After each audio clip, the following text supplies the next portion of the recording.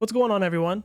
With the league start coming in about an hour and a half, I wanted to make a quick video on some low life items you might want to keep your eye on. Some of them might go up in price a bit, or they might just be good for you if you intend on using a low life setup. So first up we have the Dreadbeak, a sword you can use at level 8. But it increases your damage by 100% when on low life. This weapon might actually be pretty decent since you can use Petrified Blood at level 24, so it could be useful for leveling. Next we have the Crown of Thorns, which gives you the Pain Attunement Keystone. And this keystone, if you don't know, gives you 30% more spell damage when you're on low life. I think this item falls in a similar category as Dreadbeak, that it could be really useful for people who are leveling. But obviously there's the upgraded version of this, the Martyr's Crown, that I think might become more useful, and you might actually see a lot of other players using this end game.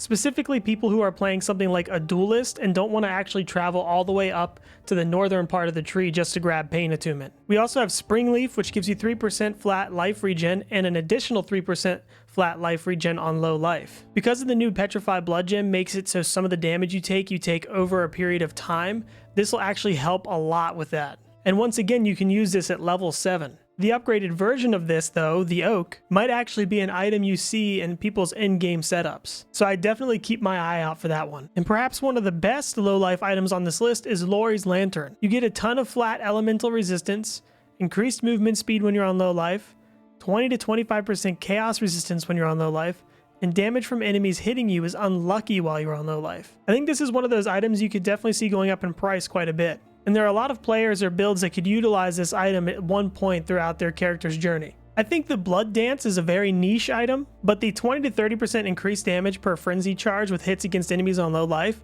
is something that might be really valuable to certain players. So I just keep this item in mind as well. Next we have Duressos Courage. This item gives you plus 30% chance to block spell damage while on low life. It also gives you 20% chance to block attack damage if you've blocked a spell recently, and 20% chance to block spell damage if you've blocked attack damage recently. This item might actually be something you see on a lot of hardcore builds, and maybe even softcore ones that just want to become a little bit more tanky. It could definitely be really useful as just a filler item until you can find your in-game shield. Dreadbeak is just the upgraded version of Dreadbeak. This weapon also gives you 100% increased damage when on low life, but it also gives you Onslaught while on low life. It's also just an overall better weapon with more flat fizz. And lastly, we have the Rise of the Phoenix, which is a shield that's been commonly used in Righteous Fire builds. And because of the low life changes, this is a shield that could go up in price a little bit, so just keep your eye out for it. And that wraps it up, guys. I don't know about you, but I'm super excited to jump into the new league. Make sure to check out my build guide for an Exsanguinate Trickster if you haven't already. If you liked this video or found it helpful, let me know by giving it a thumbs up. And be sure to subscribe for more gaming related content.